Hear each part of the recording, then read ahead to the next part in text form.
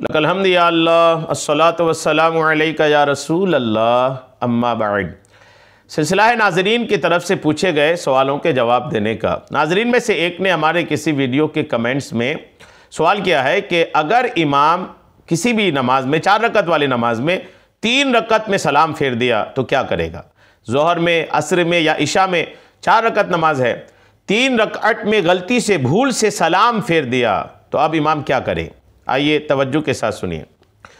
अगर इमाम साहब ने ज़ोहर की नमाज पढ़ाते हुए गलती से भूल कर तीसरी रकअत में सलाम फेर दिया तो किसी मुक्तदी ने बात किए बगैर सुभान अल्लाह या इस जैसा कोई कलमा कहकर लुकमा दिया और इमाम साहब को याद आ गया कि 1 रकत बाकी है, लिहाजा इमाम साहब सलाम फेरने के बाद कोई मुनाफी सलात काम किए बगैर, यानी बातचीत नहीं किया, सीना किबला की तरफ से फिरा नहीं, फ़ौरन चौथी रकत के लिए खड़े होकर चौथी रकत पढ़ाकर आखिर में सज्जा सहो कर ले तो नमाज हो जाएगी। असर 9 नमाज पढ़ने की ज़रूरत नहीं होगी। ये सूरत समझ में आई। जैसे 3 रकत में सलाम फेरा तो किसी ने लुकमा दिया, सुभान अल्लाह या अल्लाहु अकबर की सदा लगाई। जैसे ही किसी ने लुकमा दिया तो इमाम साहब को याद आ गया कि मैं तीसरी रकत में सलाम फेरा हूँ।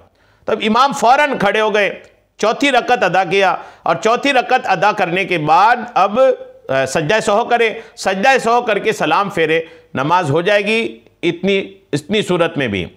लेकिन इसके लिए ज़रूरी है कि तीसरी रकत में सलाम फेरने के बाद कोई नमाज के खिलाफ वाला काम इमाम से नहीं होना चाहिए। जैसे बातचीत नहीं किया हो, सीना किबला से नहीं फेरा हो, तो जाकर के सलाम फेर देने के बाद भी चौथी रकत के लिए खड़ा होकर नमाज पूरी कर सकते हैं, लेकिन सज्जा सहो लाजिम होगा।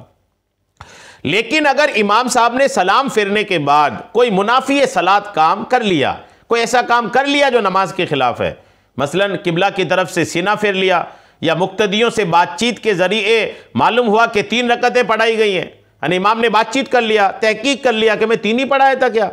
उमूमन सलाम फेरने के बाद इमाम घूम के बैठ जाते हैं तो घूम के भी बैठ गए, सीना किबला से फिर गया, या मुक्तदियों से बातचीत कर ली, तहकीक कर लिया कि क्या 3 ही रकत थी, मुक्तदियों ने कहा हाँ 3 ही रकत थी, तो ये जो गुफ्तगू हुई ना ये नमाज के मुनाफी है।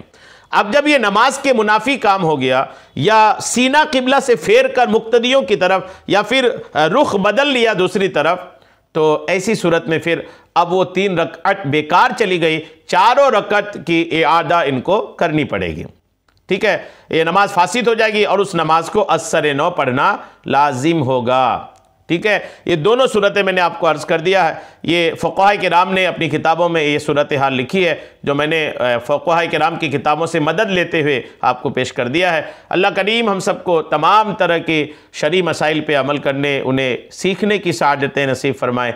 आमीन। बिजाहिन नबिय्यिल अमीन सल्लल्लाहु तआला अलैहि वसल्लम।